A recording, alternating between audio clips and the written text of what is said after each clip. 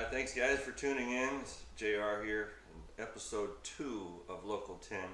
Here with my buddy Austin Stanley. Austin, thank you for doing this, man. Absolutely. Appreciate to have on there. We're going to fire into these questions. What did you do before playing music? Every job that I could think of. Anything to make a dollar. Yeah, first job I was a dishwasher. That didn't pan out too good for me.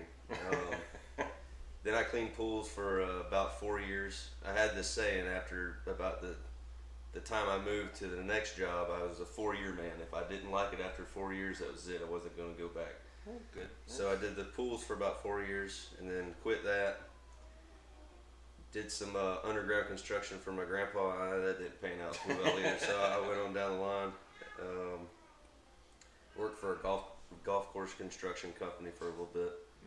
And then I got into welding after that and had my own business for a little while. Right. Then I finally got tired of all that and I was like, there's one job I haven't done yet that I've always wanted to try, so we're gonna give it a whirl. Be a musician. Yep. I'm on year number 2, so I got 2 more years to test the waters. How's it so far? Good, man. I wouldn't trade it for nothing. I hear that. How did you get into music? Did your family do it? Did you just go off the cuff and do something because you thought it was cool? Or? Well, when I was younger, I think I was probably 9, maybe 10. I started playing piano. My grandma got me into piano lessons at the school I was going to, and I enjoyed that. Did that for a while. I played in the Central Florida music or orchestra there, over there in Leesburg. I played violin, and then after that, I just picked up a guitar and I loved it. Yeah. And I wrote my first song when I was 15. I was like, man, this is what I want to do. Yeah, you just immediately know something about that. I can't explain it. Only people who do it know. Yeah, and I think it goes along with anything that you feel you might be destined to be a part of. Once you do it once, you got that mindset in your head that's like, I've never felt like this about anything else before. And you can't buy it. No, you definitely can't do that. You can't smoke it, can't drink it, can't ingest it anyway. Nope. It's whatever that feeling is. You just know. Yeah. Have you had a chance to meet any of your musical heroes? No, but yes.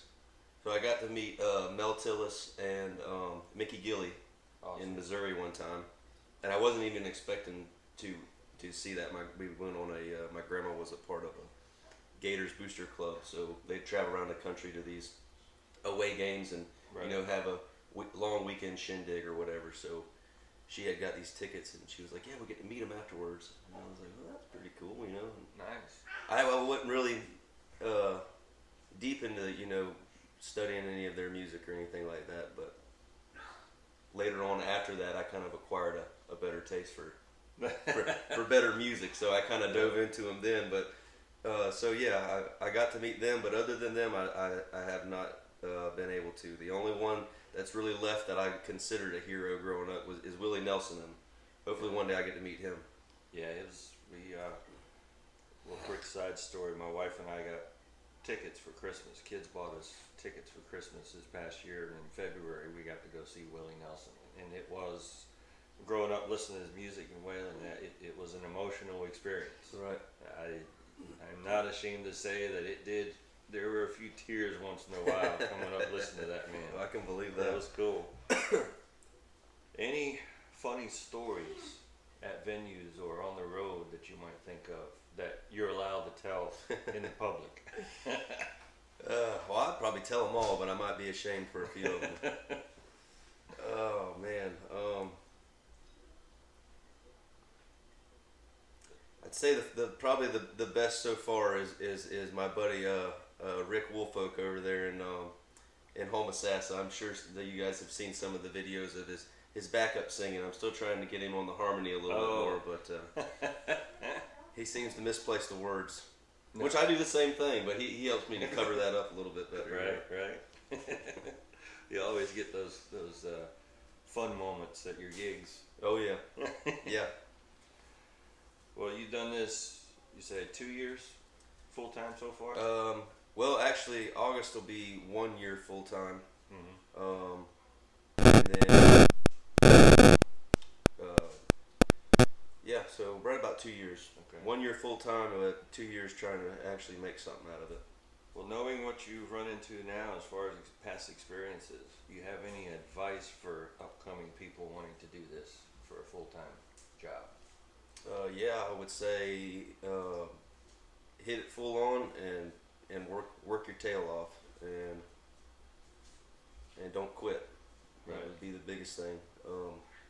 I know I'm like right now I'm having some slack times with some not playing as many venues as I have been in the past 6 months.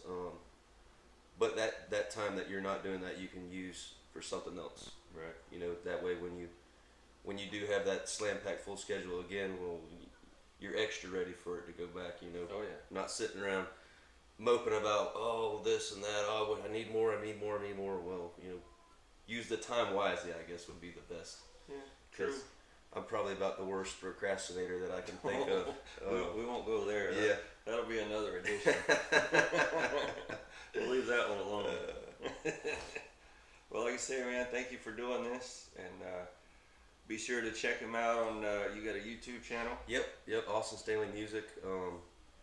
Try to use the same handle on all the social media Right. platforms, so that's easiest way to find me. Yep. YouTube, Facebook, all over the place. Doing a few shows here and there with John Johnson. Yep. Which is always fun and cool.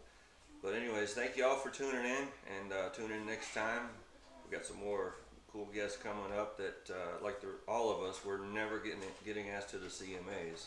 So we decided to do this here. Thanks for tuning in, Local 10, y'all. Have a good one. Have a good one.